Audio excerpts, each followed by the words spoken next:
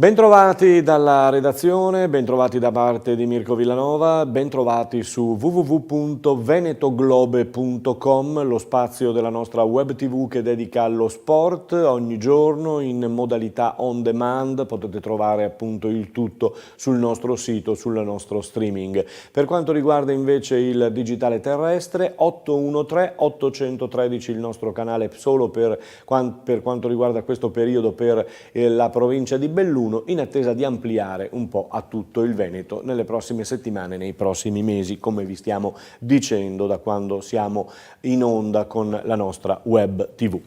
E allora parliamo di Giochi Olimpici adesso, l'abbiamo fatto ieri in apertura, lo facciamo di nuovo quest'oggi perché c'è l'idea con Milano e Cortina in prima linea, è saltato Torino anche se forse potrebbe rientrare. Avanza questa idea, ma attenzione perché il Movimento 5 Stelle si tira indietro, sembra una sfida politica bella e buona. La candidatura a Losanna in queste ore è sostenuta soltanto da Salvini e ci sarà la consegna di ben 3 studi di fattibilità e di un master plan corretto e riveduto. E mentre noi fatichiamo ad andare d'accordo e a trovare l'intesa, fortunatamente dall'altra parte del mondo, in Corea, si pensa ad un'ipotesi affascinante per i giochi estivi del 2032, da fare insieme tra le due Coree per un altro grande passo verso il disgelo totale. Adesso dai giochi olimpici a quelli paralimpici. Bebevio, che vedete in svolgimento a Terni, Bebevio si conferma campionessa europea e fa tris nella disciplina. Adesso punta all'oro e punta a vincerlo con la squadra italiana. In bocca al lupo. Da una settimana a questa parte, in questa settimana, a Jesolo c'è l'edizione 2018 dei campionati del mondo WACO per le categorie cadetti e juniores. Vedete le nostre immagini dei nostri tecnici che ci hanno fatto avere dal Lido di Jesolo, un evento organizzato nei minimi dettagli dal duo Barbara Falsoni-Nicola Traina che ha lasciato tutti a bocca aperta. 2312 gli iscritti a tale competizione ed è record mondiale. L'Italia ha già vinto, insomma. A sventolare ormai da più di un paio di giorni nel cielo veneto sono i vessilli che riportano i colori di tutte le nazionali impegnate, 65 dicevamo arrivati in Italia da ogni dove. È un tripudio di folla, colori ed emozioni all'interno di un palazzetto traboccante di sostenitori, coach ed atleti. Ad interpretare e ad impreziosire il tutto l'ormai mitica mascotte della manifestazione, Kibo, un leone tutto carattere che con la sua allegria continua a divertire i più giovani. Calci e pugni la fanno da padrona, come potete vedere, ma la cosa che più colpisce una volta assistito ai combattimenti è il rispetto con cui i partecipanti all'evento affrontano queste 4 giorni di match. Il leitmotiv della manifestazione è proprio questo e i promoter sono estremamente soddisfatti di quanto realizzato. Si attendono ora nelle ultime giornate le discipline della musical form, della kick light, del light contact, del KL, del full contact ed ancora della low kick cadetti e juniores. È tutto pronto a Jesolo, come vi dicevo. Allenamento speciale invece domani ad Istrana per l'Imoco Volley che saggerà la nuova palestra comunale di via Capitello, ospite del GS Pallavolo Istrana. Dalle 17 alle 19 il tecnico Santerelli allenerà quindi le Pantere sul parquet di via Capitello. Non so se ci sarà anche Robin De Cruyff che intanto ha fatto rientro a Conegliano e sarà presentata in Piazza Cima nell'ambito della presentazione della scuola, nell'ambito di questa festa che ogni anno si tiene in Piazza Cima a Conegliano per presentare l'Imoco Volley Conegliano al suo pubblico, ai suoi tifosi. Lasciamo il volley, iniziate le coppe per quanto riguarda il calcio, già ieri per le squadre italiane l'Inter aveva battuto il Tottenham 2-1, Stella Rossa e Napoli 0-0, ieri sera in campo le altre due italiane Juventus e Roma. La Juventus ha vinto 2-0 con il Valencia, ma sono le lacrime di CR7 a catalizzare l'attenzione mondiale. L'arbitro lo ha espulso ingiustamente, CR7 sarà costretto così a saltare il Manchester United. Il Real Madrid invece ha affossato la Roma di Di Francesco, una trentina i tiri subiti, una traversa e un portiere Olsen in grande spolvero a salvare la dignità. Stasera inizia anche la Europa League in Milan, gioca in Lussemburgo contro una squadra che è di proprietà di un italiano che si dichiara tra l'altro tifoso interista. Non so se l'abbia fatto apposta per caricare l'ambiente o cosa, però sembra essere interista. Anche la Lazio scende in campo nell'Europa League, sempre questa sera in campo all'Olimpico contro i ciprioti del Limassol. Per quanto riguarda la Serie A, ieri si è recuperato la partita della prima giornata rinviata per il crollo del Ponte Morandi a Genova. Tra Sampdoria e Fiorentina è terminata 1-1. La quinta giornata della Serie A ricomincerà domani sera con Sassuolo-Empoli. In Serie B, Cittadella sempre al comando, anche in questo caso si ricomincia domani con Benevento-Salernitana. In Serie C, Pordenone e Fano Pordenone 2-1 per il Pordenone e Triestina batte Vispesaro 2-0. Per quanto riguarda le Venete e le Friulane, ad aggiornare la Serie C in modalità spezzatino della prima giornata.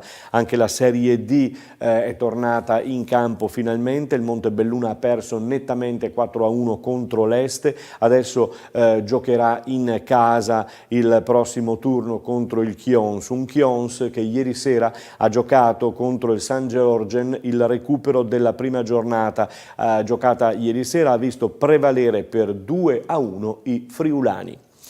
E andiamo in eccellenza, parliamo di eccellenza con il tecnico Stefano Lombardi, che abbiamo già sentito, ma lo replichiamo. Perché? Beh, perché sicuramente il Porto Mansuè, se non ve ne eravate accorti, è la chiamavamo matricola terribile, ma ormai cancelliamo il nome di matricola perché c'è in questo campionato e c'è anche bene.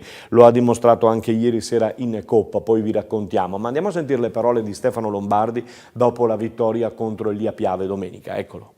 Stefano, cominciamo da 6 punti, 2 partite, meglio di così?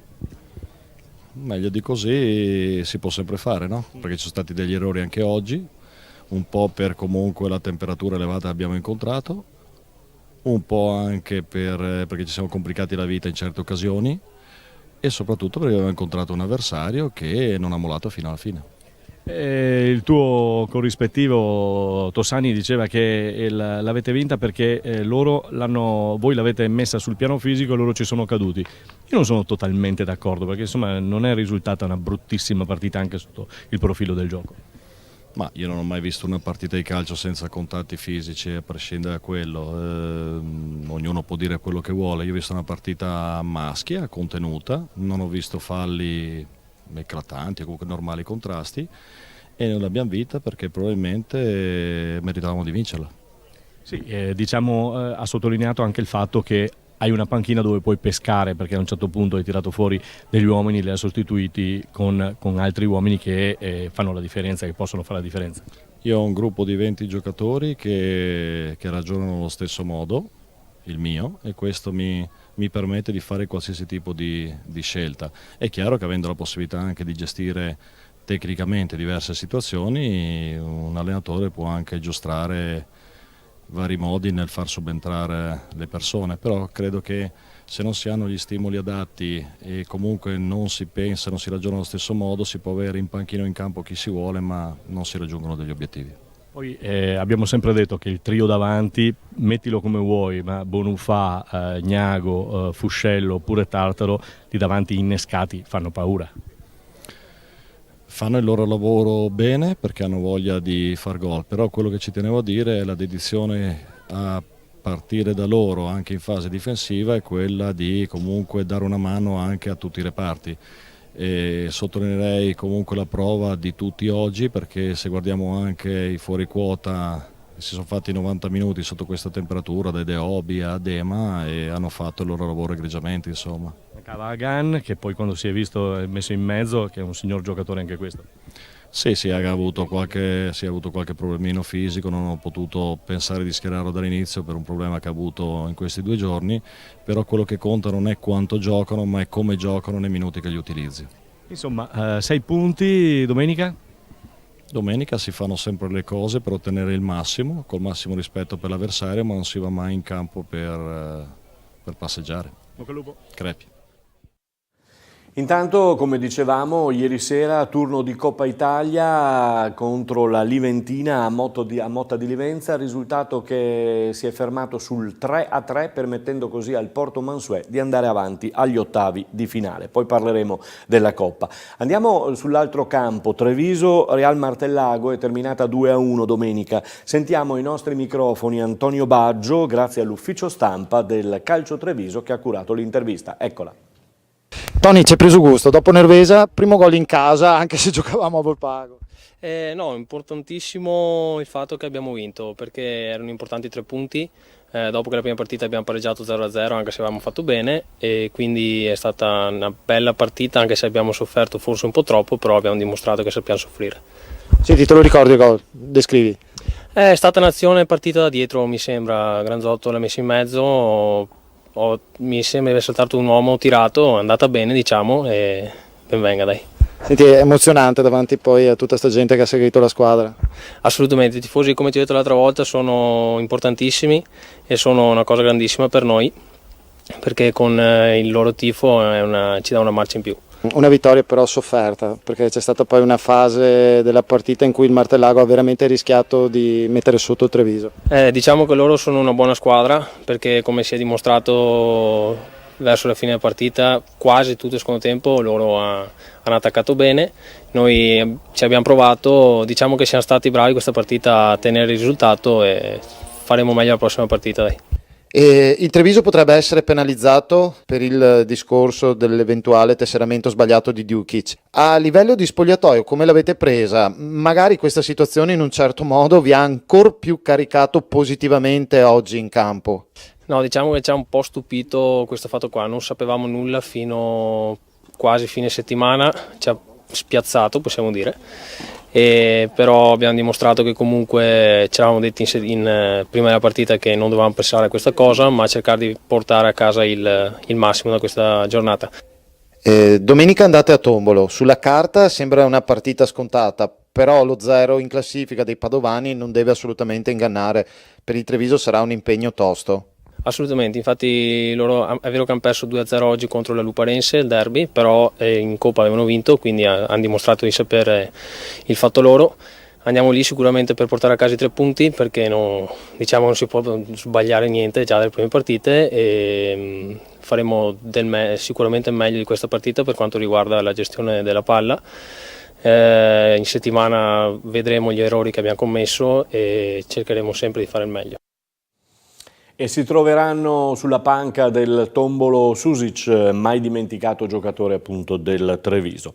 Ieri sera, come vi dicevo, turno di Coppa Italia, vediamo qualche risultato che è spiccato, si gioca anche questa sera intanto. Conegliano batte Fontanelle 4-1, a Villorba Lovis Spresiano batte Villorba 1-0, Opitergina batte Giulia Sagittaria 3-0, Vazzola a Sinistra Piave 1-1, a Ponzano Badoere batte Ponzano 3-1, Postioma batte Città di Paese 4-2, Vittorio Veneto batte Union QDP 2-0, Eclisse perde in casa dal Sedico per 2-0, a Preganziol Mestre batte Union Pro 2-1 e a Nervesa batte Istrana 2-0, con questa vittoria raggiunge il Treviso in testa e passano tutte e due al prossimo turno. Bene, passiamo adesso al Benetton Rugby, quindi cambiamo sport. Benetton Rugby, sconfitto dagli Scarlets sabato scorso, ma ottima la prestazione, adesso ci saranno ancora delle trasferte, sembrava che la squadra potesse rimanere in Inghilterra o in Galles, invece non è stato così, sono rientrati e sono pronti a ripartire, domani lo faranno. C'è stata questa conferma della squalifica di Herbst che sarà fermo per 2 turni e tornerà disponibile per la casalinga del 6 ottobre prossimo contro i Southern Kings. Squadra pronta, vi dicevo, per la trasferta di Swansea. Sentiamo Marco Barbini, scusatemi, terza linea del Benetton. Eccolo. È stata una sconfitta un po' particolare, diciamo, comunque c'è stata un'ottima prestazione di tutta la squadra, quindi siamo usciti a testa alta, però ovviamente la sconfitta rimane e quindi un po' di rabbia interna rimane. Abbiamo iniziato bene la settimana, consapevoli di quello che possiamo fare anche in trasferta. Abbiamo iniziato con un buon lavoro, finiremo la settimana con un buon lavoro per arrivare pronti a Ospreys sabato.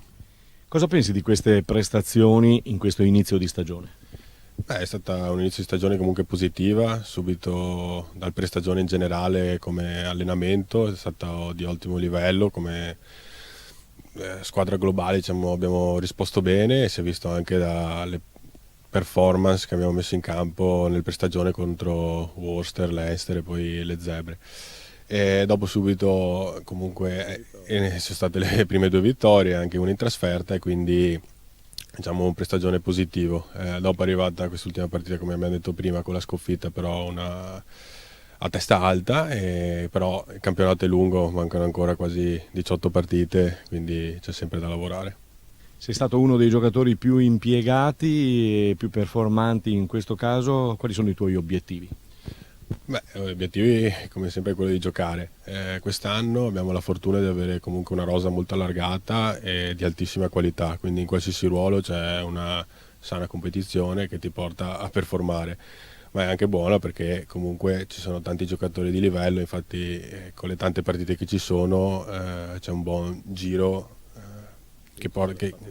c'è spazio per tutti, bisogna sempre comunque lottare in allenamento per guadagnarsi il posto, però ci può essere un buon turnaround che può permettere di essere performanti ogni weekend. Hai accennato tu, il tuo ruolo è uno dove ci sarà e c'è bisogno. Sì, comunque la terza linea è un ruolo particolare che è sempre pieno di competitività, ma qui soprattutto c'è gente di altissimo livello, quindi bisognerà lottare in allenamento sempre per guadagnarsi il posto. Vi aspetta un'altra trasferta ancora all'estero, ancora fuori, e come vedi questa partita? Sì, questa prima parte di campionato abbiamo molte trasferte, quindi ci sarà da lavorare, però arriviamo da una buona prestazione anche che si è arrivata alla sconfitta, però andiamo confidenti di quello che possiamo fare anche in trasferta. Abbiamo lavorato bene questi primi giorni, stiamo studiando e mettendo in campo quello che abbiamo studiato e quindi la positività c'è, adesso bisognerà andare su e dimostrare. Sappiamo che questi avversari sono sempre stati degli avversari ostici, che partita ti aspetti? Sì, sicuramente sarà una partita molto difficile, nel passato tutte le volte che siamo andati là ci sono sempre stati risultati molto negativi per noi, però come abbiamo detto prima negli ultimi anni è cambiato il Treviso, il Benetton e quindi ci aspettiamo una prestazione sicuramente di livello e quindi una partita con risultato incerto. Loro si sono comunque rinforzati rispetto all'anno scorso, hanno richiamato in casa molti nazionali e quindi e poi in casa loro aumentano sempre di livello, quindi ci sarà da lavorare soprattutto da noi avanti. Abbiamo fatto il punto quindi su questa prossima partita, su questa prossima trasferta per Marco Barbini e i suoi compagni del Benetton Rugby. In bocca al lupo, domani ne parleremo ancora. Ritorniamo domani allora per un'altra puntata di venetoglobe.com dedicato allo sport sulla nostra web tv e sul canale 813 per il momento per la provincia di Belluno, in attesa di espanderci in tutto il Veneto. Naturalmente a voi il buon ascolto e la risentirci a domani.